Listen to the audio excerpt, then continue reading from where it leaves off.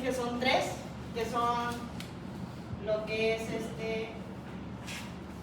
la dura madre, que viene siendo este de aquí, el aracnoides y la pia madre. Yo les voy a hablar específicamente de lo que es la dura madre. La dura madre es la más superficial y gruesa de las tres meninges. Esta es la encargada de tapizar todo lo que es el interior del cráneo. Esta se separa en dos capas, como se puede observar en la imagen, una capa externa y una capa interna. La capa externa es la que está adherida a lo que es la cara interna del cráneo, mientras que la externa a la cara externa del aracnoides. Estas dos capas en algún punto se llegan a separar, creando lo que son un espacio, que es este de aquí, pero este espacio no se va a quedar así. Este espacio va a estar ocupado por senos o conductos venosos, como se puede observar aquí. En algunos casos también llegan a llevar nervios. Pues la capa externa se va a insertar en lo que es en la crista galli, en las apófisis clinoides tanto anteriores como posteriores, en el borde posterior del ala menor de los esfenoides, de ahí se va al borde superior de la porción petrosa, se va por todo lo que es el foramen magno y también en el canal basilar es donde se inserta. En esta parte vamos a tener una zona muy débil. A nivel de la calvaria, esta se adhiere en lo que es en las suturas que tenemos de los huesos, y en el resto son muy laxas, lo que nos da una zona muy débil que viene siendo la zona de Colabre de Gerard Marchal. Esta zona va desde la región frontoesfenoidal hasta 2 o 3 centímetros de la protuberancia occipital interna, más o menos por aquí. Toda esta zona es una zona muy débil. ¿Por qué? Porque pues como tal no está adherida a la dura madre, que es la que le da la resistencia. En dado caso de llegar a tener una fractura ahí, pasa lo que se observa en esta imagen, un hematoma extradural, que como pues aquí la imagen lo dice, es una fractura que llegó a romper o cruza lo que es la arteria meningia media, provocando un hematoma extradural. En la capa interna, como pues ya se los había mencionado, esta es la que está pegada al aracnoides, lo que le da su aspecto liso. Esta capa nos da lo que son como cavidades internas que se meten, una de ellas es esta de aquí. En total son 4, lo que es la tienda del cerebelo, la hoz del cerebro, la hoz del cerebelo y el diafragma celar, o también llamado fosa hipofisiaria. Una de ellas es la tienda del cerebelo, que pues esta está situada en la parte posterior del cráneo, y su función principal es separar lo que es el cerebro, precisamente el lóbulo occipital, del cerebelo. Esta se inserta en lo que es en la protuberancia occipital interna, se va por todo lo que es el surco del seno transverso, se va al borde superior de la porción petrosa hasta llegar a las apófisis clinoides posteriores. Pero aquí no solamente se va a llegar a insertar, sino que da como la impresión de un puente, porque está la impresión trigeminal, por lo que no lo puede atravesar porque son nervios. Entonces lo que hace es como un pequeño puente hasta llegar a la apófisis clinoides posterior. Como su nombre lo dice, se van a tener dos senos que llevan precisamente el mismo nombre de los surcos, lo que es el seno transverso y el seno petroso superior. De ahí tenemos otra de sus inserciones, que viene siendo esta de aquí, que es la circunferencia menor, que va de la apófisis clinoides anterior a la apófisis clinoides del otro lado.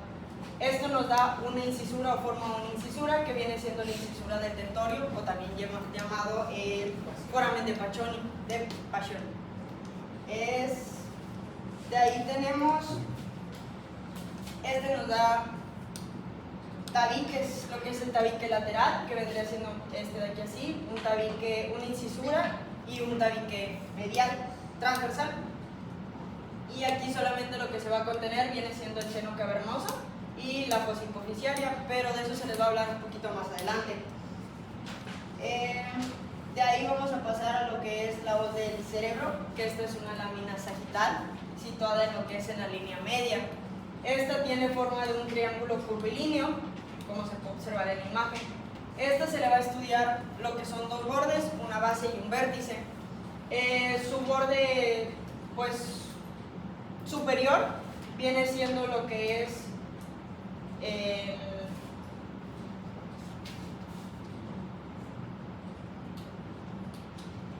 Esta es la que se encarga de separar lo que son los hemisferios, el izquierdo y derecho, y su inserción va a ser en lo que es en el foramen ciego del hueso del frontal, la cresta del frontal, y de ahí se va a un surco que viene siendo el surco del seno sagital superior, que viene siendo todo este de aquí, hasta llegar a lo que es la protuberancia occipital interna.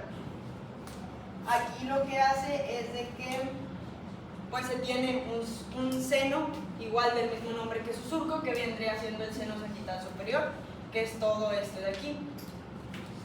En su borde inferior se va a tener que es de lo que es del foramen ciego hasta la parte posterior de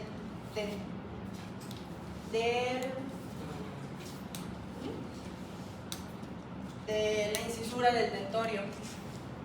Y aquí igual se va a tener de igual manera lo que es el surco, el seno sagital inferior. De ahí se va a tener lo que es una base, que esta se inserta en la tienda del tentorio, que vendría siendo este de aquí. Y aquí lo que se tiene es el seno recto,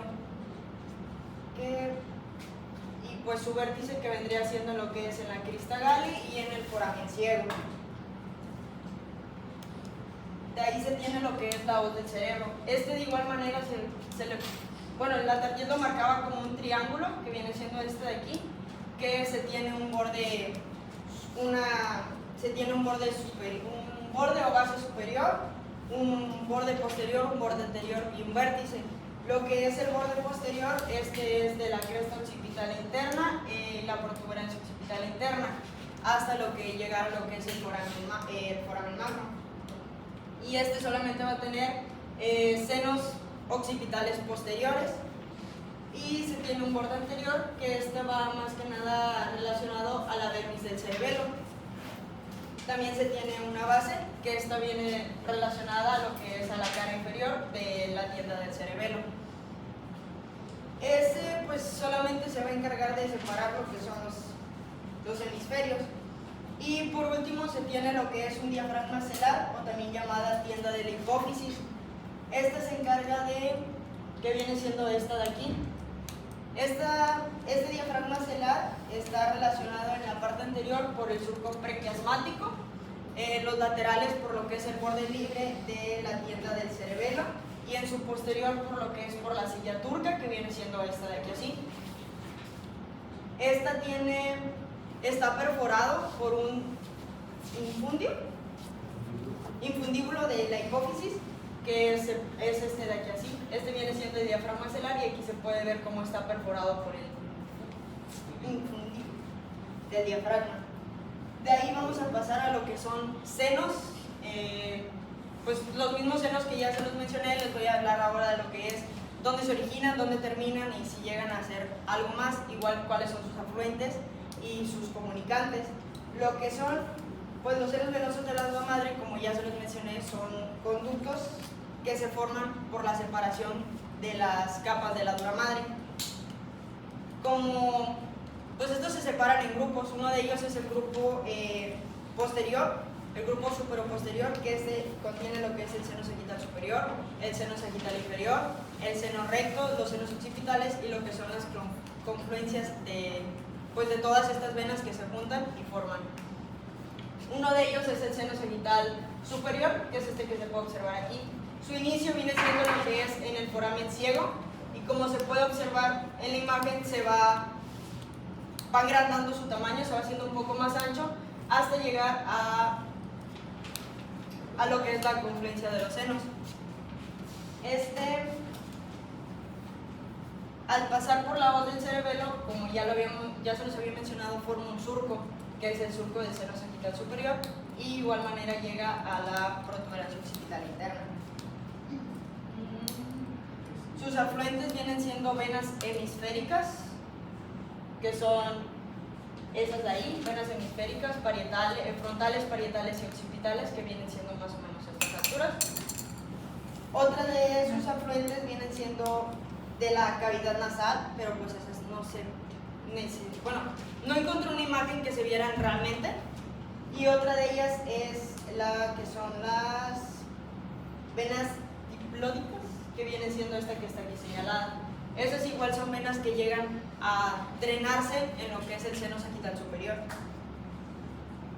Venas comunicantes se tienen lo que son las venas hemisféricas parietales o de Sartori, que viene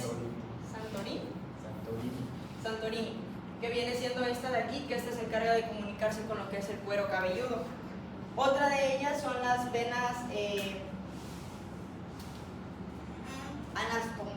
anastomóticas superiores, que es esta de aquí, que es con el seno lateral, y la inferior, que esta se comunica con lo que es el seno sagital inferior, el seno petroso superior, perdón. De ahí tenemos lo que son las venas del seno sagital inferior, que este se ubica en los 2/3 posteriores del seno libre, y estas sus afluentes pues vienen siendo lo que es la vena cerebral magna, las venas del cíngulo, del cuerpo calloso, esas vienen siendo lo que son sus afluentes. Y de ahí tenemos lo que es la del seno recto, que esta viene siendo esta de aquí, que esta se crea más que nada por la unión de seno sagital inferior y la vena central magna, que viene siendo esta de aquí. Y pues los senos occipitales, estos ocupan pues todo lo que es el fondo de la fosa occipital y se originan en el foramen magno hasta llegar a drenar en la confluencia de los senos. Y pues la confluencia de los senos, como ya se los había mencionado, es una encrucijada venosa de la unión de lo que es el seno recto, el seno sagital superior, los senos occipitales, y esto le va a dar origen a unos senos que son los senos transversos, que en esta imagen se pueden observar mejor cómo van llegando a lo que es el seno sagital superior, cómo está lo que está allí en el orificio por dentro viene siendo lo que es el seno recto, y cómo llegan también los senos occipitales. Esto viene siendo lo que es la encrucijada venosa, la confluencia de los senos, y podemos ver de igual manera cómo da salida a lo que son los senos transversos.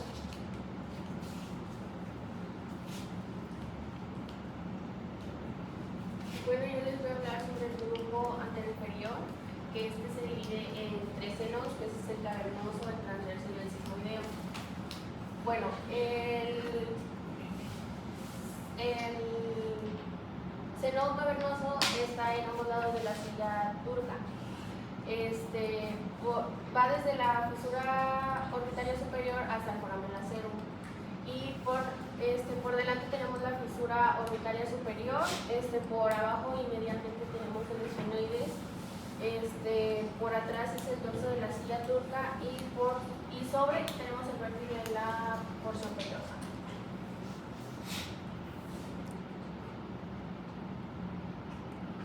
Bueno, lo que une a los senos cavernosos del lado derecho y lado izquierdo, pues es los senos intercavernosos.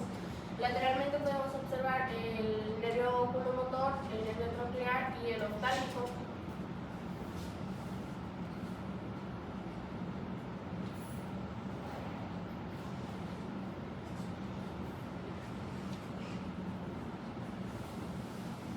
Bueno, en estos tiene dos particularidades, que es tanto su estructura y su contenido. En su estructura tenemos lo que son 2 láminas, su luz está dedicada por láminas fibrosas e irregulares, y en su contenido tenemos lo que es la arteria carótida interna y el nervio abdominal. Bueno, el seno petroso superior se localiza desde el borde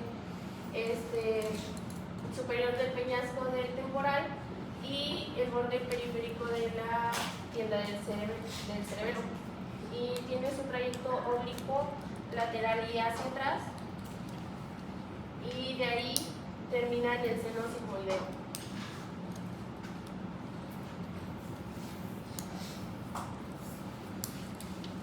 El seno petroso inferior, su trayecto es oblicuo, hacia abajo y lateral, que, como podemos observar aquí, se comunica con el seno petroso superior y atraviesa el extremo medial del foramen yugular, donde se continúa como la vena yugular interna y es fuera de la cavidad craneal.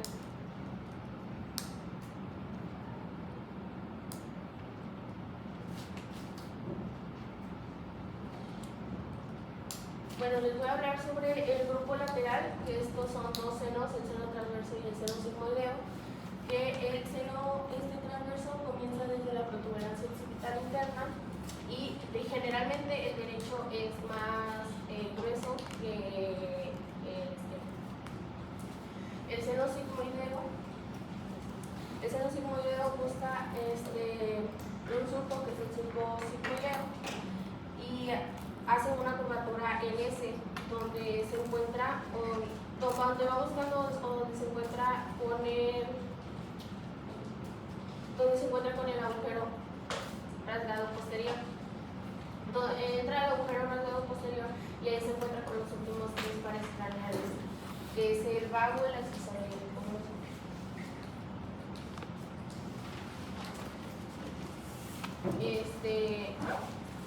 Las celdas intracraneales se dividen en dos cavidades, en supratentorial e infratentorial, que esta las divide en tentorio. En su parte anterior pues descansa el lóbulo frontal, en su parte media descansa el lóbulo temporal y en su parte posterior descansa el lóbulo occipital. Su techo pues está formado por la tienda Su techo está formado por la cara inferior de la tienda del cerebelo. En su parte anterior y media muestra un orificio donde pasa el istmo del encéfalo, que es la incisura de la tienda del cerebelo.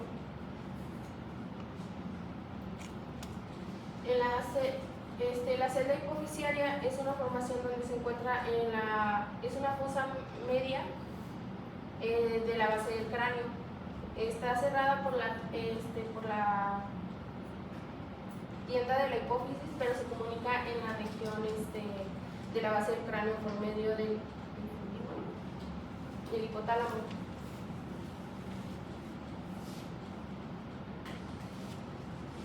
La arteria meningia anterior es una rama de la arteria etmoidal anterior, y la arteria posterior son ramos meningios de la arteria vertebral. Estas arterias son muy pequeñas,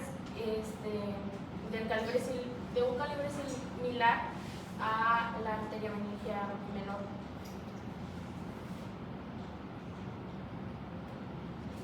Las arterias meningias posteriores pues son estas que se ven.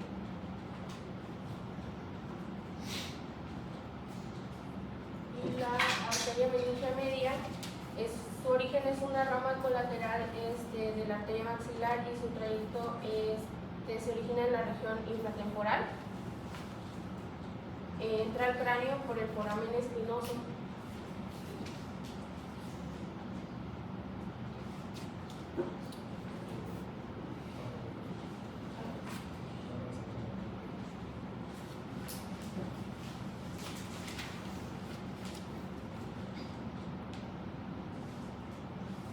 Bueno, yo les voy a hablar sobre las leptomeninges. Primero voy a comenzar con la aracnoides, que es una capa semivascular formada por una lámina conectiva, que son los meningoblastos, y su capa más externa está en contacto directo con la dura madre. Esto forma un espacio que se llama espacio estructural, que básicamente es un espacio, o sea, no es un espacio como tal, porque al estar las dos juntas no existe tal cual como un tipo de espacio, y se le llama espacio potencial. También su lámina más interna se conecta con la vía madre, formando el espacio subaracnoideo, y está conformado por estas como líneas que se llaman trabéculas, y de aquí también salen las granulaciones de Pacioli o granulaciones aracnoideas, que estas les voy a hablar más adelante. Pero de este espacio subaracnoideo se originan unos espacios más amplios, que son las cisternas de la celda cerebral y las cisternas de la celda cerebelosa. Bueno, voy a comenzar esta que está aquí marcada en morado, es la cisterna quiasmática, que como podemos ver hacia abajo y posterior tenemos al quiasma óptico. Después, esta también se relaciona con la cisura interhemisférica, porque no solamente la cisterna es como esto, sino que también abarca un poquito más hacia arriba. También se relaciona con la rodilla del cuerpo calloso hacia arriba y anterior, y también con la parte inferior del diafragma celular o tienda de la que está ahí. Para sus comunicaciones vamos a tener que se comunica hacia abajo y hacia atrás con la cisterna interpeduncular, que ahorita les voy a hablar sobre ella, hacia arriba con la cisterna terminal, que es esta de aquí, y después con la cisterna pericallosa, que estas cisternas leí que eran de poco valor anatómico, entonces como que en el libro no vienen súper bien detalladas. Y también se va a comunicar con la cisterna de las fosas cerebrales laterales, que es en la vista lateral no se ve, entonces les puse una vista inferior, que es la cisterna que está entre el lóbulo temporal y el lóbulo frontal. Después vamos a tener la cisterna interpeduncular, que esta está hacia arriba y hacia adelante con el quiasma óptico, es de situación mediana, y está entre el puente y el mesencéfalo por detrás. Para sus comunicaciones vamos a tener que estar por abajo de la cisterna pontina, que es la que está señalada en rojo, y también va a estar en relación con la cisterna pontocerebelosa. Aquí, esta de aquí vendría siendo la cisterna interpeduncular, y esto de aquí es la cisterna pontocerebelosa, que es la que está entre el puente y el cerebelo. También va a estar en relación, como podemos ver, hacia arriba con la cisterna de las fosas cerebrales laterales. Después tenemos la cisterna cuadrigémina o de la vena cerebral magna, que está entre el cerebro y el cerebelo, y esta está especificada como una cisterna de la celda del cerebro, pero como podemos ver, pues se encuentra entre las dos. Esta va a estar anterior a la glándula pineal y a los folículos. Va a estar por arriba del esplenio del cuerpo calloso, y va a estar relacionada inferiormente con la parte superior del cerebelo, el velo medular superior y los pedúnculos. También, como su nombre lo dice, pues contiene a la vena cerebral magna. Sus comunicaciones va a ser que por arriba está comunicada con la cisterna pericallosa, lateral con la cisterna de Amiens, que en esta vista no se ve, pero lo que va a hacer es que la cisterna pericallosa va a hacer que esta se comunique y haga como este recorrido para acabarse comunicando con la cisterna interpeduncular. Que aquí tengo una imagen que esta viene siendo la cuadrigémina, y se conecta con la cisterna Amiens para que logre hacer el recorrido y se acaba pues comunicando con la cisterna interpeduncular. Después vamos a tener las cisternas de la celda cerebelosa, que esta que está marcada es la cisterna cerebelosa superior, es de situación mediana y está debajo de la tienda del cerebelo. Aquí la tienda del cerebelo es la que nos ayuda a distinguir lo que está en la celda, en las cisternas de la celda del cerebro y las cisternas de la celda cerebelosa. Bueno, esta está relacionada con la pelvis superior y se va a comunicar hacia adelante con la cisterna cuadricraniana.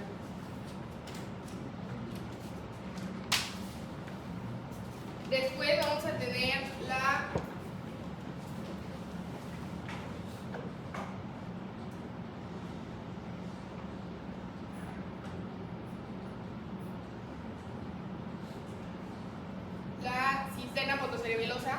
que la cisterna pontocerebelosa es mediana y esta es par, lo que quiere decir que como hay de este lado, pues hay del otro lado. Este está entre el puente y el cerebelo, pero está ahí por dentro. Esta se va a relacionar con la cisterna portina, que es el espacio que queda ahí dentro del puente. Y también va a estar relacionada con el ángulo pontocerebeloso, que no es el ángulo que está pues entre el puente y el cerebelo. Y su comunicación va a ser arriba con la cisterna interpeduncular y atrás con, bueno, esto viene siendo la cisterna pontocerebelosa, ahí está por atrás. Entonces se va a comunicar con la cisterna cerebelomedular posterior, que es la que está pues aquí anterior al cerebelo. Por último, tenemos la cisterna cerebromedular. La cisterna cerebromedular, que tiene una situación mediana, está entre el bulbo y el cerebelo y está también a nivel del foramen magno. El foramen magno está por ahí. Y esta lo que va a hacer es que va a desembocar al cuarto ventrículo para que el líquido cefalorraquídeo pueda hacer su recorrido, y también se ayuda de los agujeros de Magendie y de Luschka. Y su única comunicación va a ser que va aquí a continuarse con los espacios vertebrales. Bueno, ahora tenemos los granulaciones aracnoideas o de Pacioli, que son corpúsculos que se desarrollan en la pared osteodural a partir del aracnoides, como les había mencionado. Al principio, esta se les encuentra a lo largo del seno sagital superior, a lo largo del seno transverso, a lo largo del seno recto y a lo largo de varias confluencias de senos, y su acción principal pues es reabsorber el líquido cefalorraquídeo para que pueda entrar en los senos venosos y así hacer la circulación. Bueno, ahora les voy a hablar sobre el líquido cefalorraquídeo, que está contenido en cavidades ventriculares como lo son esta y el conducto ependimario. Bueno, este da origen cuando el tejido ependimario se junta con la pía madre. Esto forma tela coroidea para así formar plexos coroideos, y de aquí es donde se forma el líquido cefalorraquídeo. Este circula por los ventrículos y los espacios subaracnoideos, sale por los ventrículos en las aberturas laterales y mediales, o los agujeros de Luschka y de Magendie, se dirige a los espacios subaracnoideos, y aquí es donde es reabsorbido por las granulaciones de aracnoideas, y para que fluya por los senos venosos, que son los que están en azul, y es drenado por venas propias, y esto es está en constante recambio, lo que quiere decir que es un ciclo. Y pues en acciones tenemos que ayuda a la protección del sistema nervioso, actúa como amortiguador interno, mantiene un equilibrio osmótico entre los capilares, y pues la más principal sería que favorece la nutrición del sistema nervioso. Ahora les voy a hablar de la tercera capa de las meninges. Esta también pertenece al grupo de las leptomeninges, y pues es la pía madre, que es esta marcada en verde. Y esta está en contacto directo, como podemos ver aquí, con el encéfalo.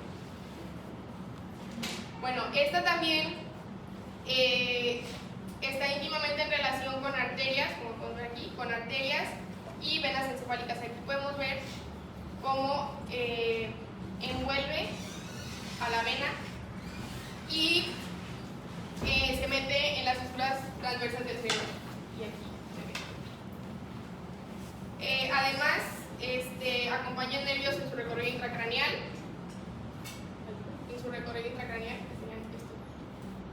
Y está completamente adherida al encéfalo. Bueno, aquí tiene una lámina interna y una externa. La interna es la que está en contacto con el encéfalo, y bueno, a nivel del cerebro tenemos que tapiza la cara superficial de los hemisferios cerebrales, como podemos ver ahí. También se mete en la fisura transversa del cerebro o fisura de Bichat para formar tela coroidea, que es la que está en rojo, y se mete también en el ventrículo lateral, donde igual entra en relación con la tela coroidea que está ahí. Bueno, después, a nivel del cerebelo, podemos ver que penetra menos profundo los surcos. Aquí se ve como no entra completamente, sino que solamente como que lo rodea.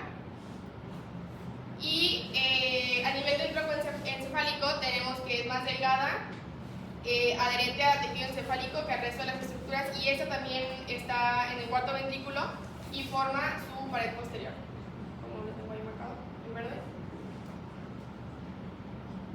Y la lámina externa, que es la que está ahí señalada, pero no se ve, pues viene siendo el espacio supraaracnoideo, que es donde circula el líquido cefalorraquídeo, y esta entra en contacto directo con los vasos sanguíneos que están en este espacio.